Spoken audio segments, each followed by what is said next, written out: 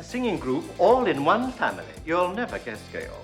What a charming idea. Welcome to MsMojo, and today we're counting down our picks for the top 10 musical movie adaptations. Leave your troubles outside. So, life is disappointing. Forget it. In here, life is beautiful. Come on down and meet the nicest kids in town. Razzle dazzle them, and you got a romance. For this list, we'll be looking at movie musicals that successfully brought their stage counterparts to the screen. We're excluding recordings of live stage performances like 2020's Hamilton, as phenomenal as that film is. What's your favorite movie musical adaptation? Let us know in the comments. Number 10, Dreamgirls. After the Broadway production scored 13 Tony nominations, winning 6, there were multiple attempts to adapt Dreamgirls for cinema. What you need is a break, and I'm here to give it to you. At one point, Whitney Houston and Howard Ashman were even in talks. It took 25 years, but director Bill Condon finally brought Dreamgirls to the screen with an all-star cast, including Beyoncé, Anika Noni Rose, Jamie Foxx, and Eddie Murphy in an Oscar-nominated turn. Give me one more, give me one more, give me one, give me one, give me one more. An acting newcomer stole the show, however. Like Jennifer Holliday before her, Jennifer Hudson is a revelation as Effie White. Watching Hudson's performance of And I Am Telling You, it's hard to resist breaking into applause as if you were at a Broadway show. And you, just gonna love me. It's no wonder that Hudson virtually swept throughout award season, culminating with a Best Supporting Actress Oscar. Number 9, Grease. Ruling as the highest-grossing live-action movie musical for more than 3 decades, Grease arguably improved upon the stage musical that inspired it. The best numbers from the stage show remain present, including Summer Nights, Beauty School Dropout, and Greased Lightning.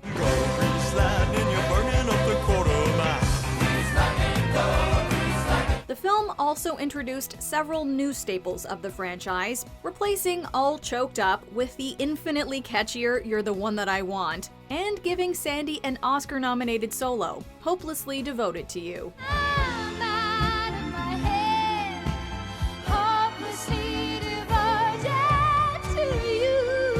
The film is not without its dated elements, especially pertaining to Danny and Sandy's relationship. On the whole, though, Grease will always have its charms. It's corny yet cool, lighthearted while still tackling relatable high school issues, and lovingly embraces its 50s setting through a pair of nostalgia goggles.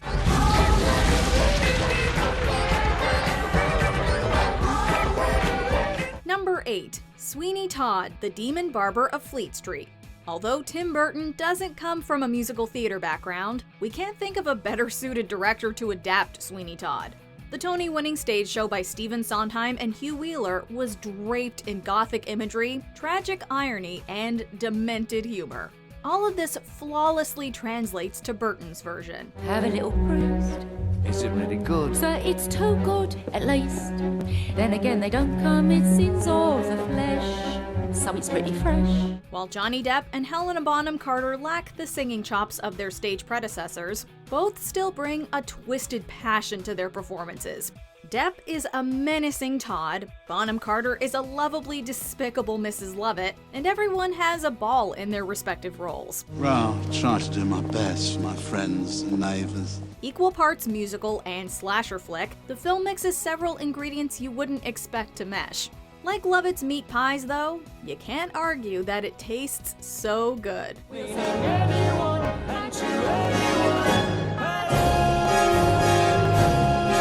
Number 7, Little Shop of Horrors. From a little barber shop of horrors to a little flower shop of horrors. This musical is rooted in a 1960 horror comedy from Roger Corman. Not many people would look at a B-movie about a bloodthirsty plant and see potential for a musical.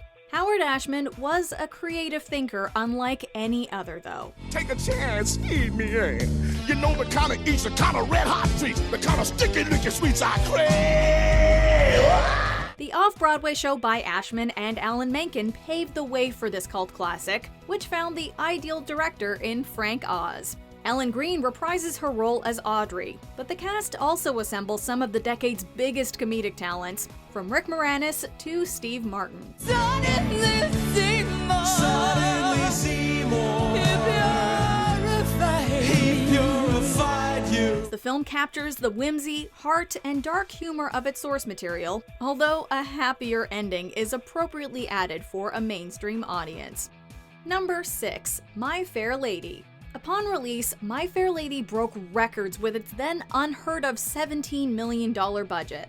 The rights alone cost $5.5 million, but the investment was worthwhile. By George, it's enormous. It's the biggest offer I ever had. My Fair Lady was a box office success and won 8 Oscars, including Best Picture. Rex Harrison also won Best Actor for reprising his role as the sardonic Professor Henry Higgins. Damn, damn, damn, damn.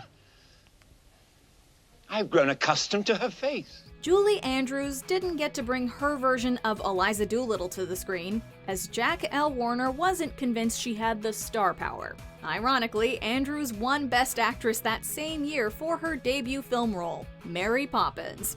Eliza, meanwhile, was played by Audrey Hepburn. I could have done.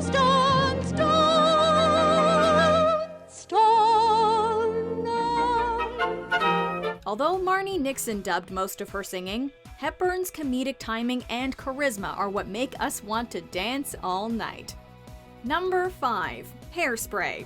John Waters' 1988 cult comedy inspired the Tony-winning Broadway musical that would lead to this movie adaptation. Hairspray is a joyous cinematic experience, which may sound strange given the serious subject matter. There's a cry asking why. I pray the answers up ahead, 'cause I know where I've been. While there are more thought-provoking films about the civil rights movement, Hairspray's commentary on prejudice is respectful, inspiring, and still relevant. It gets these themes across through an uplifting soundtrack that we'd argue is on par with the Broadway version. Down to the chocolate, sweet to the taste, and that's where it says, baby, what it tells. From legends like John Travolta to newcomers like Nikki Blonsky, the film couldn't ask for a more harmonious cast. The ensemble even scored a Screen Actors Guild nomination. We think the film deserved even more accolades, but like Singin' in the Rain, Hairspray only grows more beloved with age.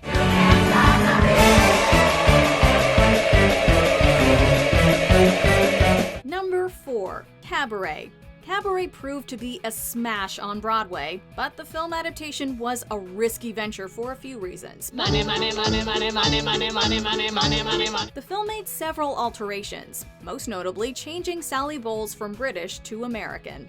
Director Bob Fosse was also fresh off a flop with his film adaptation of Sweet Charity. Every gamble paid off, however. Fosse's direction gave the film a gritty atmosphere and adult edge, ushering the genre into a more sophisticated era. Liza Minnelli as Sally may be the finest casting decision in the history of movie musicals. Don't dab your eye, mine hair, or wonder why mine hair. I've always said that I was a rover. Minnelli embodies this role, portraying Sally as the life of the party, treating every day like it's her last. Fosse and Minnelli would both win Oscars for their efforts, with Cabaret picking up 8 overall. Maybe this time I'll win. Number 3. Chicago. Following Cabaret, Bob Fosse eventually brought Chicago to Broadway. He wouldn't live to see the film adaptation, which hit theaters 15 years after his death. However, Fosse's influence is felt throughout, especially when it comes to the jazzy lighting, staging, and choreography. It's all a circus. A 3-ring circus. These trials, the whole world. It's all show business. Director Rob Marshall replicates the realism and the fantasy of the stage musical. Being a film, though, Marshall is able to delve even deeper into Roxy Hart's daydreaming, resulting in several expertly crafted set pieces.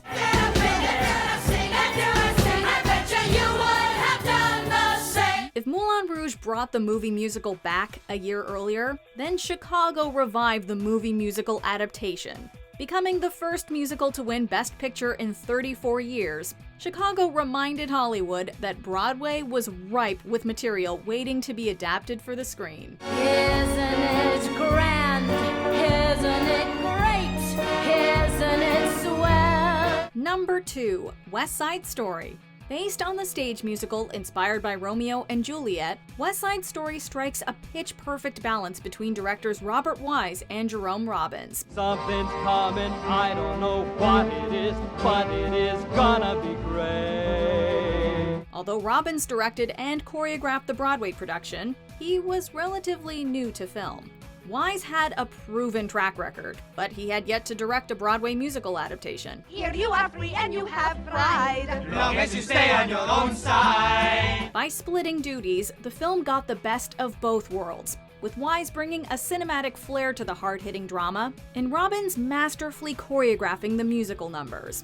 Their collaboration is only made more fitting considering that West Side Story is about two people from different backgrounds coming together in harmony. If I know way of forgiving somewhere. Although Tony and Maria don't get the happiest ending, the movie did with 10 Oscars, including Best Picture and Director. Before we unveil our top pick, here are a few honorable mentions. The Rocky Horror Picture Show. B-movies inspired the musical, so it only made sense to bring Frankenfurter to the screen. So, come up to the lab and see what's on the slab. I see you shiver with anticipation. The Music Man. Robert Preston reprises his Tony-winning role in a movie that's anything but trouble. You got trouble, folks, right here in River City. Trouble with a capital T, and that rhymes with P, and that stands for pool. Fiddler on the Roof. The first of many Oscars for arranger-conductor John Williams. To us and our good fortune, be happy, be healthy, long life. And if our good fortune never comes, kiss to whatever comes. Drink the life. Funny Girl.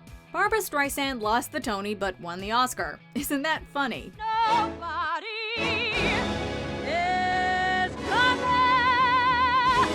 Rain and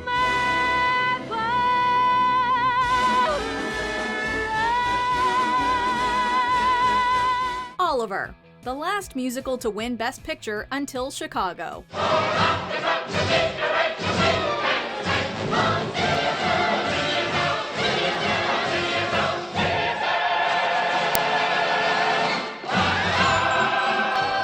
Before we continue, be sure to subscribe to our channel and ring the bell to get notified about our latest videos. You have the option to be notified for occasional videos or all of them. If you're on your phone, make sure you go into your settings and switch on notifications. Number 1. Cats.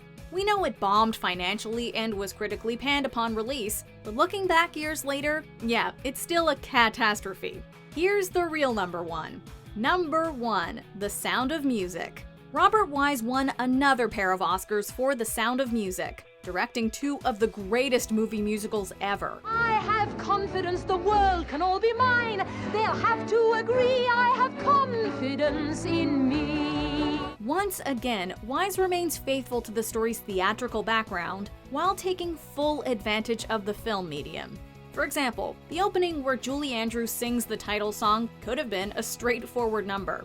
Instead, the crew went all out with a camera zooming in on Andrews via helicopter. The hills are alive with the sound of music. This establishes a grand tone that's maintained throughout the remainder of the film. Everything about this musical feels epic in scale, from the romance to the dramatic tension. At its core, though, it's a simple story about how music unites us all. And that's precisely what every musical should do. Bring people together.